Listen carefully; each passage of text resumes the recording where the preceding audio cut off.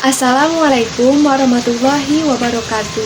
Perkenalkan, nama saya Tuti Rahmawati dengan NIM 0488811613 dari Prodi Sistem Informasi Universitas Terbuka Bandung.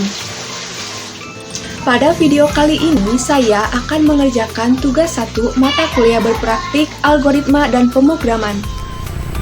Pada soal nomor 1, saya ditugaskan untuk membuat rangkuman yang bahan dan materinya dari internet tentang algoritma dan dunia pemrograman komputer, dan sejarah Java dan perkembangannya sampai saat ini, serta software-software yang dibuat dengan bahasa pemrograman Java. Dalam rangkuman materi algoritma dan dunia pemrograman komputer, saya menuliskan tentang pengertian algoritma, contoh algoritma dalam kehidupan sehari-hari, 5 ciri algoritma, 4 sifat algoritma, 3 struktur data algoritma, lalu pengertian pemrograman komputer, karakteristik bahasa pemrograman, fungsi bahasa pemrograman, level bahasa pemrograman, jenis pemrograman, generasi bahasa pemrograman, dan hubungan algoritma dan pemrograman komputer. Di sini saya juga mencantumkan daftar pustaka referensi dari materi yang saya rangkum. Dalam rangkuman materi sejarah Java dan perkembangannya, serta software-software yang dibuat dengan bahasa pemrograman Java, saya menuliskan tentang pengertian Java, asal-usul nama Java, prinsip-prinsip dasar pengembangan Java, perkembangan versi Java,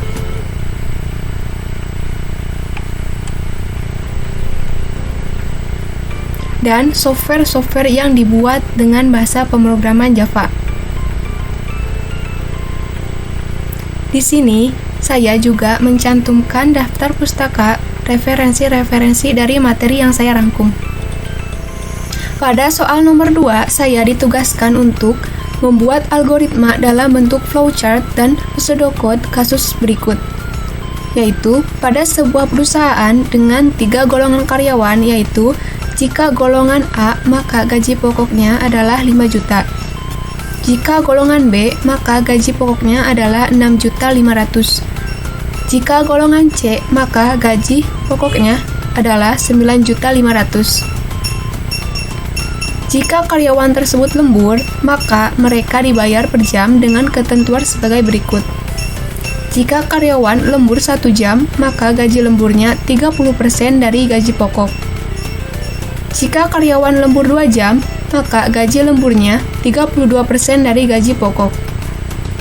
Jika karyawan lembur 3 jam, maka gaji lemburnya 34% dari gaji pokok. Jika karyawan lembur 4 jam, maka gaji lemburnya 36% dari gaji pokok. Jika karyawan lembur lebih dari atau sama dengan 5 jam, maka gaji lemburnya 38% dari gaji pokok. Untuk inputan pada flowchart dan pseudocode adalah golongan dan jam lembur. Output yang dihasilkan adalah jumlah penghasilan dari gaji golongan ditambah gaji lembur. Sebelumnya, saya telah membuat flowchartnya menggunakan software Draw.io. Untuk membaca flowchart ini, saya mulai dari simbol pertama, yaitu simbol terminal, dengan bentuk bagan oval yang berfungsi untuk menunjukkan awal atau akhir suatu proses. Biasanya menggunakan kata mulai dan selesai, atau dalam bahasa Inggris menggunakan kata start atau end. Pada flowchart ini juga terdapat beberapa simbol tanda panah yang berfungsi untuk menunjukkan aliran pengendalian suatu proses. Ke simbol selanjutnya yaitu simbol preparasi dengan bentuk poligon dengan 6 titik yang berfungsi atau digunakan sebagai penyiapan ruang atau pendeklarasian sebuah variabel yang dibutuhkan dalam suatu proses. Pada flowchart ini terdapat beberapa variabel yang dideklarasi yaitu golongan, jam lembur, gaji pokok, gaji lembur, dan jumlah penghasilan. Simbol selanjutnya yaitu masih simbol preparasi. Simbol ini juga berfungsi untuk menunjukkan inisiasi atau inisiasi awal ke variabel yang sebelumnya sudah dideklarasikan, atau memberikan nilai atau nilai awal ke variabel yang sebelumnya sudah dideklarasikan. Pada flowchart ini, variabel gaji pokok dan variabel gaji lembur diberikan nilai awal yaitu 0. Simbol selanjutnya yaitu simbol input atau output data dengan bentuk jajaran genjang yang berfungsi untuk menunjukkan input data yang berarti memasukkan data atau output data yang berarti mencetak atau menghasilkan data dalam suatu proses. Jika karyawan tersebut termasuk ke dalam golongan dari 3 golongan ini, yaitu golongan A, golongan B, atau golongan C, maka proses akan dilanjutkan ke simbol proses dengan bentuk persegi panjang yang berfungsi untuk menunjukkan langkah aliran proses normal atau generik. Pada simbol proses ini menunjukkan pemberian nilai kepada variabel gaji pokok. Namun, jika karyawan tersebut tidak termasuk ke dalam salah satu dari ketiga golongan ini, yaitu golongan A, golongan B, atau golongan C, maka proses akan dilanjutkan ke simbol output data yang akan mencetak atau menghasilkan data berupa kalimat yang berbunyi input golongan tidak valid. Lalu, proses akan dilanjutkan atau lompat langsung ke simbol terminal selesai yang artinya proses telah berakhir. Untuk penjelasan yang lebih detail tentang bagian ini, maka dapat dibaca seperti ini. Apakah karyawan tersebut termasuk ke dalam golongan A?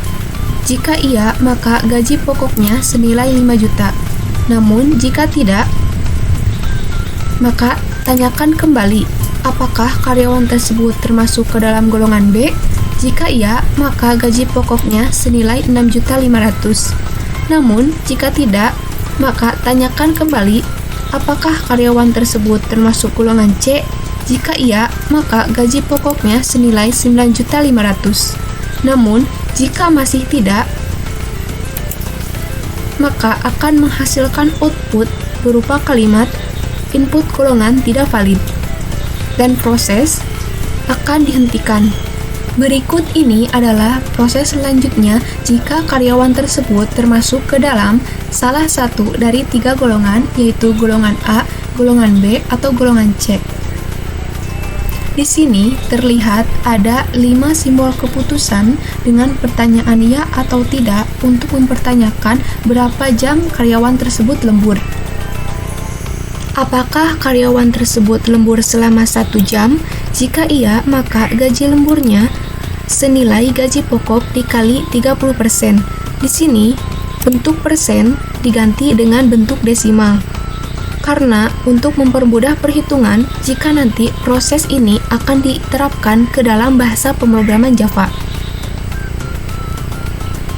Namun, jika karyawan tersebut tidak lembur selama 1 jam, maka tanyakan kembali, apakah karyawan tersebut lembur selama 2 jam?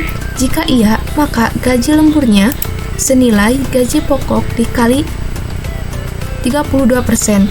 Namun, jika tidak, maka tanyakan kembali, apakah karyawan tersebut lembur selama 3 jam? Jika iya, maka gaji lemburnya senilai gaji pokok dikali 34%. Namun, jika tidak, maka tanyakan kembali, apakah karyawan tersebut lembur selama 4 jam? Jika iya, maka gajinya senilai gaji pokok dikali 36%. Namun, jika tidak, tanyakan kembali, apakah karyawan tersebut lembur lebih atau sama dengan 5 jam? Jika iya, maka gaji lemburnya senilai gaji pokok dikali 38%. Namun, jika masih tidak atau menginputkan nilai jam lembur yang salah, maka akan menghasilkan output berupa kalimat yang berbunyi input jam lembur tidak valid. Lalu, prosesnya akan dilanjutkan ke simbol terminal selesai yang menandakan bahwa proses tersebut diberhentikan. Jika karyawan tersebut benar melakukan lembur selama jam yang telah ditentukan dan gaji yang telah ditentukan juga, maka proses akan dilanjutkan ke simbol proses yang menunjukkan memproses jumlah penghasilan dengan melakukan perhitungan gaji pokok ditambah gaji lembur. Lalu, akan dilanjutkan ke simbol output data yang akan mencetak atau menghasilkan jumlah penghasilan. Lalu, dilanjutkan ke simbol terminal selesai yang menandakan bahwa proses ini telah berhenti atau telah selesai. Berikut ini adalah algoritma dalam bentuk pseudocode-nya yang sebelumnya telah saya buat. Pseudocode ini saya simpan dalam file txt. Jika tadi flowchart adalah jenis diagram grafis atau simbolik yang mewakili suatu algoritma, yang berarti algoritma tersebut digambarkan dalam bentuk simbol-simbol, maka pseudocode adalah cara penulisan algoritma atau logika program dalam bahasa yang mirip dengan bahasa pemrograman, namun lebih mudah dipahami oleh manusia. Proses di pseudocode mirip dengan proses di flowchart, yaitu sama-sama dimulai dengan kata mulai, dilanjutkan dengan mendeklarasikan variabel.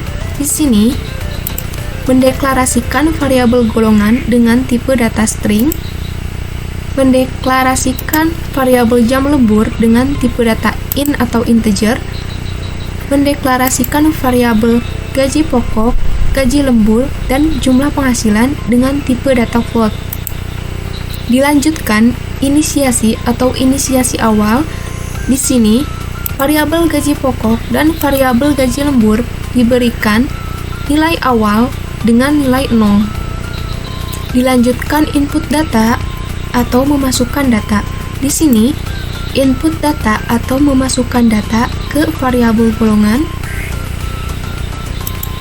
dan input data atau memasukkan data ke variabel jam lembur. Dilanjutkan, menentukan gaji pokok berdasarkan golongan dengan memeriksa nilai yang diinputkan ke variabel golongan. Jika variabel golongan diberi nilai A, maka variabel gaji pokok akan diberikan nilai 5 juta. Namun, jika tidak, maka akan dilakukan pemeriksaan kembali. Jika variabel golongan diberi nilai B, maka variabel gaji pokok akan diberikan nilai 6.500.000. Namun, jika tidak, maka akan dilakukan pemeriksaan kembali. Jika variabel golongan diberi nilai C, maka variabel gaji pokok akan diberi nilai 9.500.000. Namun, jika masih tidak, atau bukan A atau B atau C, maka akan menghasilkan output berupa kalimat yang berbunyi input golongan tidak valid. Setelah itu, proses akan diberhentikan atau selesai. Dilanjutkan, menentukan gaji lembur berdasarkan jam lembur dengan memeriksa nilai yang diinputkan ke variabel jam lembur. Jika variabel jam lembur diberikan nilai 1, maka variabel gaji lembur akan diberikan nilai dari hasil perhitungan gaji pokok dikali 30%. Di sini, bentuk persen diganti dengan bentuk desimal. Namun, jika tidak, akan dilakukan pemeriksaan kembali. Jika variabel jam lembur diberikan nilai 2, maka variabel gaji lembur akan diberikan nilai dari hasil perhitungan gaji pokok dikali 32%. Namun, jika tidak, maka akan dilakukan pemeriksaan kembali. Jika variabel jam lembur diberikan nilai 3, maka variabel gaji lembur akan diberikan nilai hasil dari perhitungan gaji pokok dikali 34%. Namun, jika tidak, maka akan dilakukan pemeriksaan kembali. Jika variabel jam lembur diberikan nilai 4, maka variabel gaji lembur akan diberikan nilai dari hasil gaji pokok dikali 36%. Namun, jika tidak, maka akan dilakukan pemeriksaan kembali. Jika jam lembur diberikan nilai lebih atau sama dengan 5, maka variabel gaji lembur akan diberikan nilai dari hasil perhitungan gaji pokok dikali 38%. Namun, jika masih tidak, maka output yang akan dihasilkan berupa kalimat yang berbunyi input jam lembur tidak valid. Setelah itu, proses akan diberhentikan atau selesai. Jika berhasil menentukan gaji pokok dan menentukan gaji lembur, maka proses selanjutnya adalah menghitung dan menampilkan jumlah penghasilan. Nilai dari variabel jumlah penghasilan berasal dari perhitungan gaji pokok ditambah gaji lembur. Lalu akan menghasilkan output berupa penggabungan teks dengan nilai dari variabel jumlah penghasilan. Setelah itu, proses akan diberhentikan, yang artinya proses telah selesai.